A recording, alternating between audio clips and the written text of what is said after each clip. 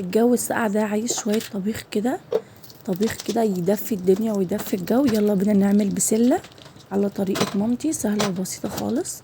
اول حاجة اجيب حلة عندي على النار واحط فيها معلقة من السمنة، هنزل عليها بصلاية مضروبة يعني في الكبة.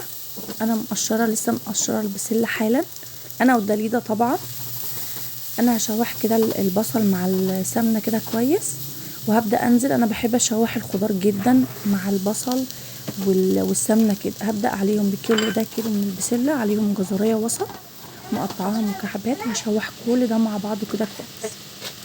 هنزل كده هظبط بقى الملح بتاعي، هنزل برشه كده من الملح، واضرب نص معلقه من الفلفل الاسود، عليهم رشه من البابريكا. انا ما بحبش احط اي حاجه تانية للبسله خالص. هديهم كده برضه تشويحتين مع بعض مع الملح وكده.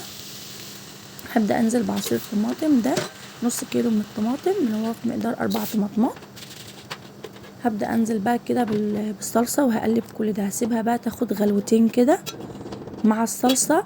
لو عايزة بقى تكمليها مية مفيش مشكلة، انا كان عندي شوربة فكملتها بالشوربة. عايزة تكمليها مية وتحطي فيها مكعب مرقة مفيش مشكلة خالص.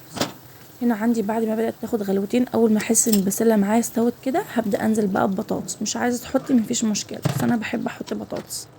هنقطعها برضو مكعبات كده واحطها وتاخد غلوتين فيها وبس كده. بألف هنا يا حبايب قلبي.